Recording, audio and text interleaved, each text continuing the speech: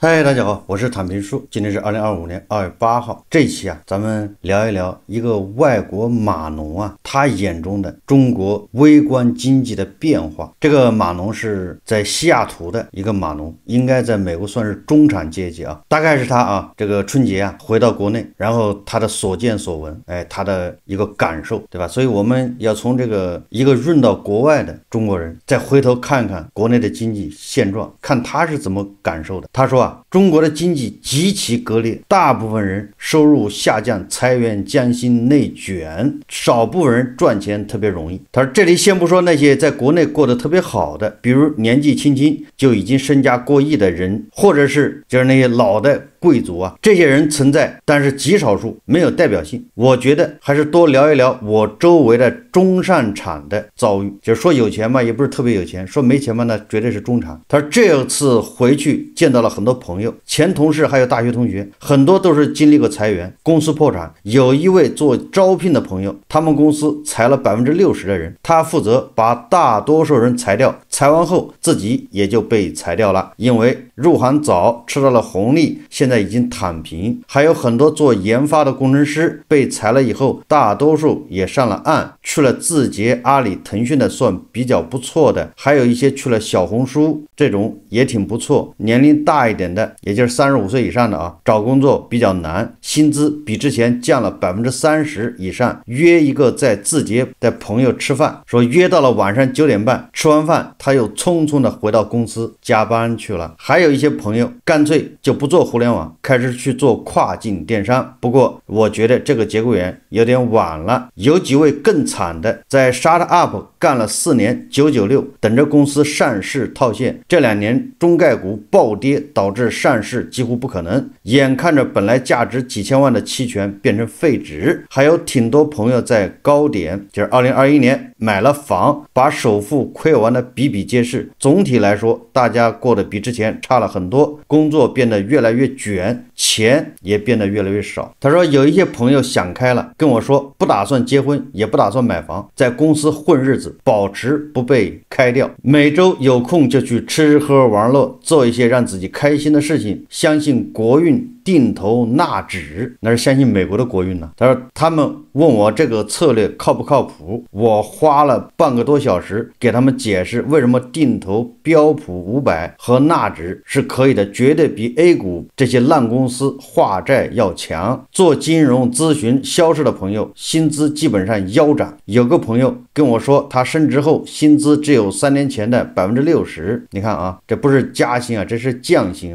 公务员降薪，收回之前的发的奖金。我一位公务员朋友在实权部门跟我说，他们其实可以收钱办事，给商家设各种卡，也就是吃拿卡要我说你为什么不这么做呢？他说自己的生活过得下去，实在不想一条道走到黑，因为一旦选择这条路就回不来了。我说你身边的人，你的领导不都是这样吗？你早晚也会和他们一样的，别难为自己了。他叹了口气说再看看吧。确实你一旦伸手了，你的手就缩不回去了，一辈子惴惴不安就是你就担心哪天查到你头上。所以说很多人总觉得好像一说到公务员，那都是活得非常滋润，想要什么有什么。其实不是的，一旦伸了手，他就成了贼。那虽然现在没事如果你收手了，你恐怕也是惴惴不安。如果不收手那常在河边走，哪有不湿鞋的呢？你迟早要进去。公务员降薪这个也有很多人说公务员还涨了500，涨也是为了降。年轻人极少数能赚到大钱的，做的都是灰产，在法律边缘游走，或者在币圈闷声发大财。虽然来钱快，但也缺乏安全感。有个朋友2年前进去，最近刚放出来。说实话赚大钱的恐怕都是在灰色地带这个大家心里都清楚。合理合法的赚大钱的恐怕也轮不着你老是有人问中国人过得到底好不好，这个问题无法一概而论，得看你自己在哪个阶层。不是所有人都在水深火热之中。经济这么差，不影响上海富二代在上海海武康路开豪车炸街，不影响顶级国际学校一年收30万的学费。有些人负重前行，有些人岁月静好。说营商环境差，交不完的罚款，拿不到的回款。当老板大部分日子过得也很差，除了少数做跨境做得比较早的，现在还在赚钱，其他行业都不景气。我有几个海归老大哥自己开公司，前几年每年公司净利润接近8位数，这2年为了活下来大规模裁员，基本上都是裁60%到80%以上，整个公司规模小了很多。其中一个老哥跟我抱怨，当年行情好的时候太自信，每年在办公室上的租金都要花个100万，现在感到非常懊悔，悔不该当初啊，铺张浪费啊。还有一位朋友做跨境相关，累死累活，好不容易把流程跑通，公司开始盈利了，税务局找上门要求补税，补缴营业额的10%，他直接笑了，整个公司利润都不到10%，真要交了公司就得破产。后来好说歹说找人送礼，把事情摆平了，忙活了2-3年，最终1多半的利润都用来交罚款了。他跟我说啊，不打算再投入太多时间扩张了，维持现在的体量，然后自己打算找工作，想回去上班了。这个时候发现还是上班好啊，有一份稳定的工资，旱涝保收，对吧？你也别嫌少，5000、8000，那好歹是一份收入啊。你当个小老板，吃了上顿没下顿，明天的路在哪里还不知道。喝酒的时候说羡慕我在美国工作，在中国开公司当老板的真是难。放以前这些话我听了是没什么感觉的，但现在我完全理解他们的心情。他说还有做政府基建生意的二代，做的项目都得先自己垫资，地方上没钱给他们，他们就没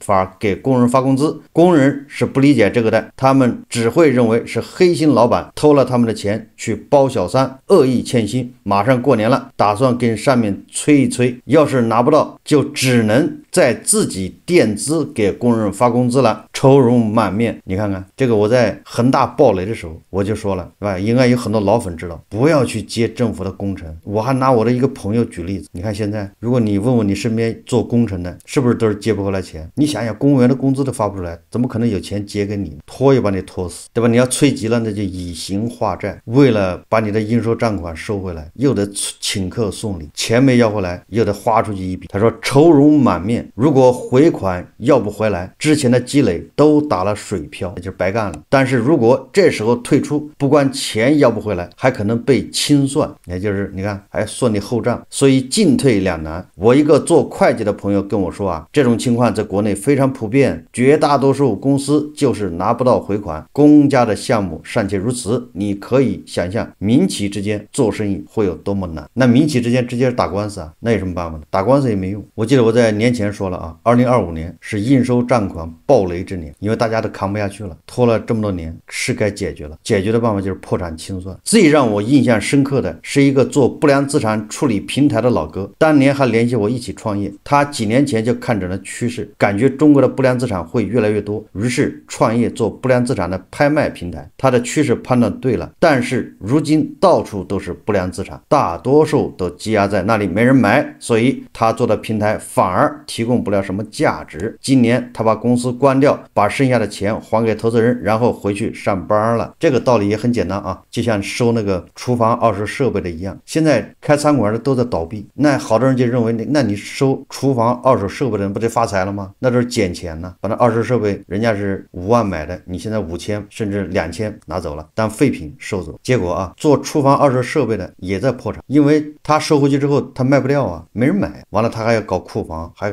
要储存，还要搞人管，然后他还做广告卖，连干二手设备的都干黄了。这和做不良资产不是一个道理吗？他说我18年从美国回到国内工作，那一年是中国互联网最鼎盛的一年。他说我裸辞回国，开开心心玩了几个月后面试，非常顺利的拿到几个 top 公司的 offer， 正式开启了在国内的4年。当时认识了很多和我一样从美国回来的人，有的去了蚂蚁，有的去了字节，还有一些去了 B 站、趣头条、拼多多、快手、滴滴的朋友。回国的时候意气风发，过了几年灰头土脸。当年那批人里有好多现在和我一样又回到了美国，去了字节的大多留在国内，应该是因为字节是当年那批互联网公司里发展最好的一个，其余的发展都不怎么好，大家都没赚到钱就回美国了。了，少数在国内混得好的都是抓住了风口，这2年大风口基本上已经没了，小风口还是有的。跨境电商、东南亚币圈的发展都催生了一些小风口，和大多数人996还赚不到钱相比，有一部分人赚钱非常容易，很让人羡慕。他说这次回去有很多国内的人跟我打听怎么润美，有娃的希望能把孩子送出去，不要在国内卷高考，没娃的自己想出去离开996的环境。然后这哥们说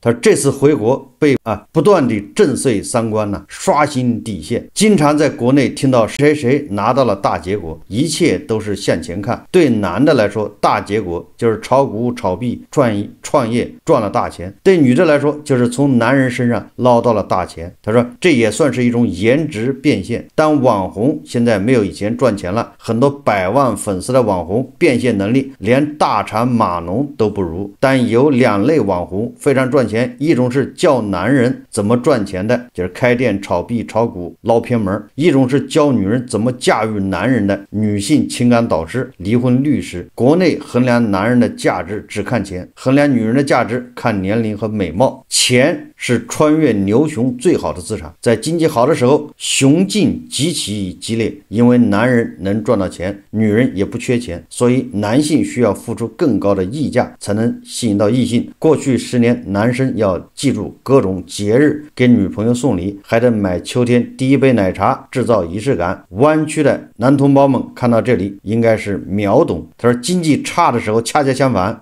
雌竞极其激烈，因为有钱的男人比例减少，而年轻漂亮的女性比例是不变的，所以年轻漂亮女性需要内卷才能争夺到那一小部分有钱的男人，同时有5个女朋友，这是北上广深每天在发生的事情。消费降级反映了中国正在经历资产负债表衰退，这个概念是辜朝明提出来的，大概的意思是中国家庭80%以上的资产在房产上，在房价暴跌的时候，很多背负了30年房贷的人依旧要还房贷，所以当这些人发了工资，第一件事是还债，有了多余的钱会存起来为不确定的将来做准备，而不是去消费，所以导致消费下降。你的消费是别人的收入，别人的消费是你的收入，消费下降导致收入下降，进入一个负反馈螺旋。日本失去了30年，30年差不多就是一个人还完房贷的时间，以此类推，那些背上了高额房贷的85、90后可能也需要30年才能带着中国经济走出来。他说现在中国社会的内卷只是给未来30年的经济环境打了个提前量，正如美团老板王兴说的一样，2019年可能是未来10年最好的一年。接下来都可以这么说2025年是未来10年最好的一年，这么说好像也没毛病80后的一部分人是非常幸运的，有一部分人吃到了房地产红利，有一部分人吃到了互联网的红利，在互联网大潮的推动下，成为了互联网大厂的中高层。不管在中美，只要不作妖，跟着同龄人步伐往前走，财务上已经有足够的安全感了。没冲上去的80后已经过了35岁，每天都在担心被公司优化掉。说90后没有80后那么幸运，但也有很多吃到了移动互联网的红利，混得好的到了公司中层，在国内房子买得早，目前还没亏，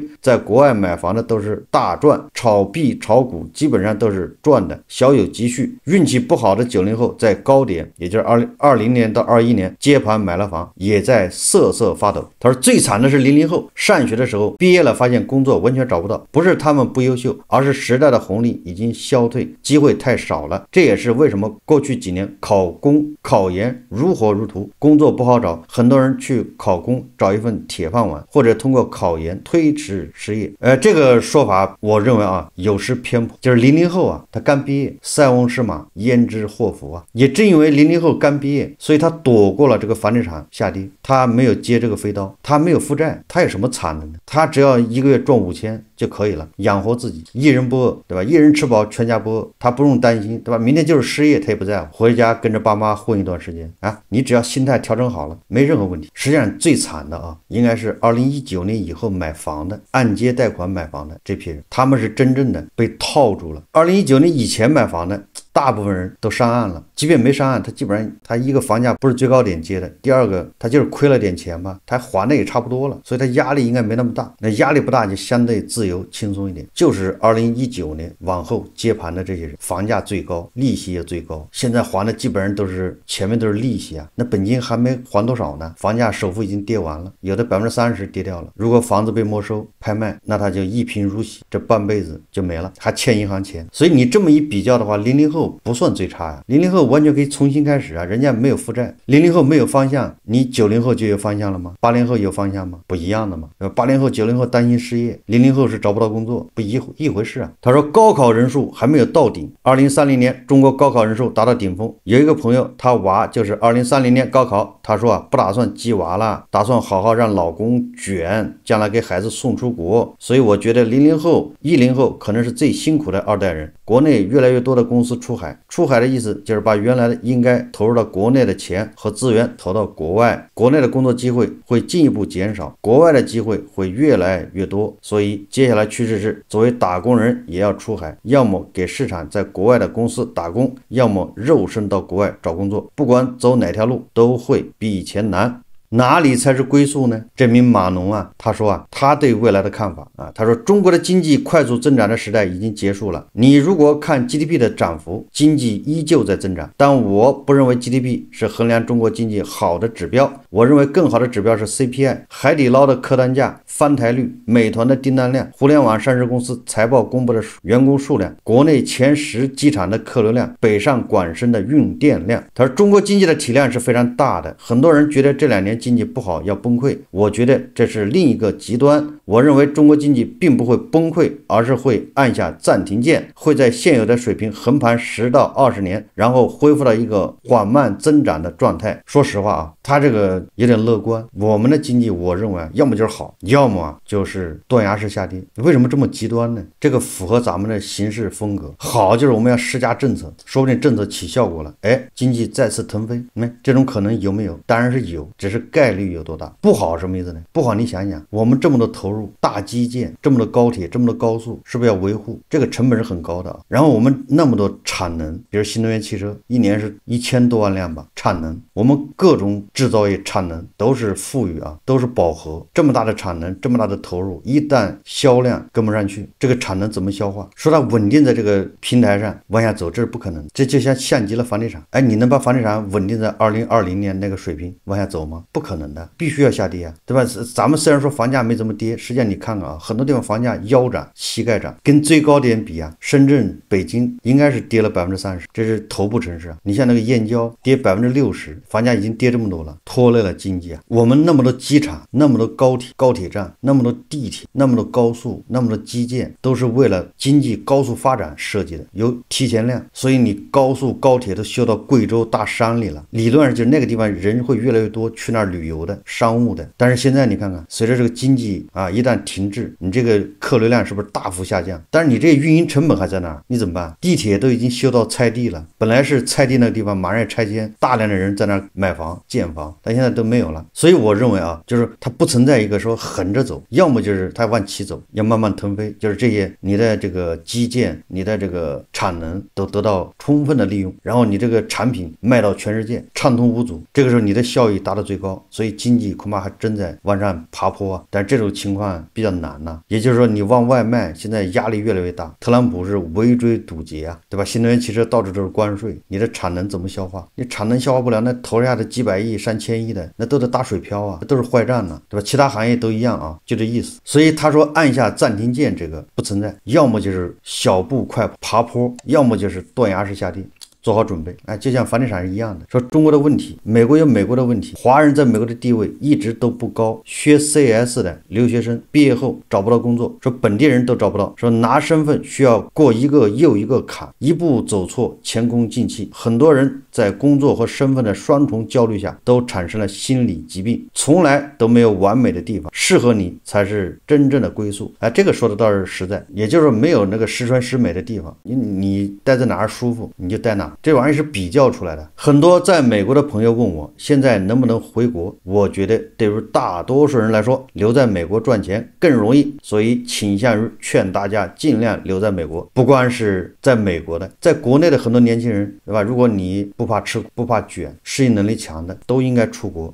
尤其在国内找不到工作的，去这些发达国家，这叫找活路啊！人挪活，树挪死。他说，如果你刚毕业，我强烈推荐不要回国，因为不好找工作，比美国还难找，工资又低又卷。但是如果你已经在美国积累了一定的资产，是可以回去躺平的。这也不一定啊。如果你在美国积累了资产，你在美国过习惯了，你何苦还跑到中国呢？你在美国躺平不一样吗？难道是在美国躺不平吗？他如果你是女生，我建议你不要回，因为国内职场环境对女生非常不好，而且你回国后不好找男朋友。他如果你是男生，我也建议你不要回，因为你赚不到钱，也不会有女生喜欢你。如果你在国内有一份年薪100万的工作，或者家里本身很有钱，那回去是个不错的选择。如果已经有孩子，我建议不要回，国内的环境对孩子成长不好，食品安全也是个问题。他说的都是没问题的啊。刚结婚没孩子的小夫妻也不要回，男的出轨概率非常大。在美国结婚回国后离婚的太多，目测概率在60%以上，估计还有额外20%是因为老婆还没发现老公出轨。他如果看到这里你还是想回去国，我会建议你回去，因为美国虽然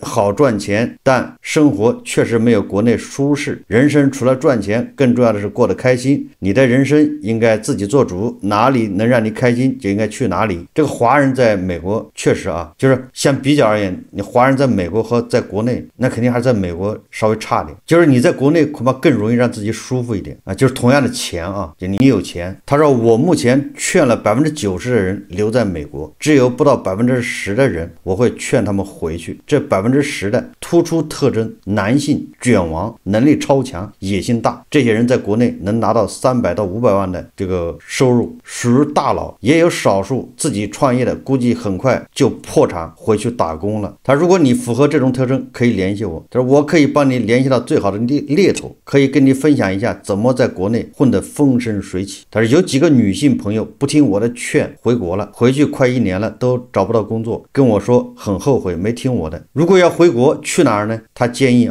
说回长三角或珠三角，其次是北京，最后是成都。说这4个地方是中国机会最多的地方。这倒也是实情他说在国内的一些碎片化的印象主要是讲什么瑞幸咖啡蜜雪冰城、山姆旗舰店、什么电动汽车我眼中好车是特斯拉、理想、蔚来、华为、小米。他说我不理解为什么还有人会买 BBA， 车的智能化差太多了，各种奢侈品。他说好多富二代都开始穿高仿了。前段时间听说 LV 在中国的销售额开始降了。在深圳见到很多香港人，香港到深圳玩很方便，很多香港人来深圳吃喝玩乐加看病，因为深圳比香港便宜很多。作为高贵的深圳居民，劝各位香港同胞自重，不要来深圳推高物价。他说深圳、北京的高档写字楼灰蒙蒙的，即使天气好的时候看起来也很脏，听说因为没钱擦玻璃了。他说我在北京望京 SOHO 朋友的公司喝茶，来了个人问他要不要租楼下的办公室，同样的办公区相比去年租金跌了20%。望京的写字楼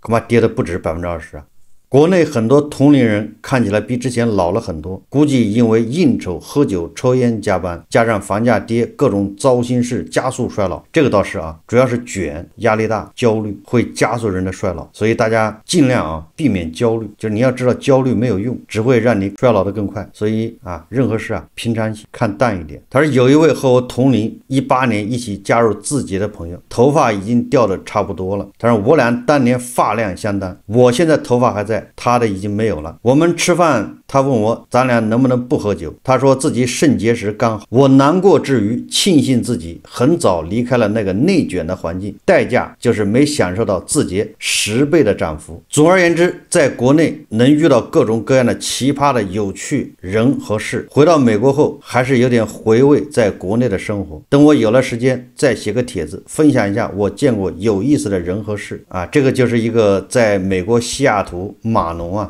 他这次回国他他对国内微观经济的一个体会。总体上大差不差吧。在国外的你再忍一忍，别回来。国内的年轻人找不到工作的，咬咬牙出去找工作，就这么个意思。接下来啊，国内是卷的会越来越厉害，因为工作机会岗位会越来越少，好的优质的岗位会非常稀缺，各行各业都要经历一段断崖式下跌的这么一个过程，要做好心理准备。无论我们吹什么产业，芯片、人工智能无论它做到什么程度就现在我们也不聊这个，但是你跟这个10几年前的移动互联网比，它没能形成那么大的一个规模，对吧？它能解决，它能提供非常多的高端的职位。你想想，就一个数字经济就一个移动互联网，就阿里巴巴，然后再配套上那些跟着淘宝赚的那些附属的公司，对吧？就能把杭州的房价给撑到那么高。你想想，这为什么杭州房价高不就是他那高收入的人多而且他们认为自己的收入会年年增长。在这种预期下，那杭州的房价当然涨了，阿里往哪儿搬，哪儿房价就涨1倍，不就这个逻辑吗？因为它能提供高薪职位，对吧？年薪100万，你这房子卖800万算什么呢？我8年就还起来了，我还没算股票呢。所以你这房价多贵都不在乎。你现在还有这种行业吗？对吧？一个 DeepSeek 才100多人呢，你100个人都是年薪100万，也能怎么样呢？所以到目前为止，我们看不到，对吧？这么一批或者一个行业能提供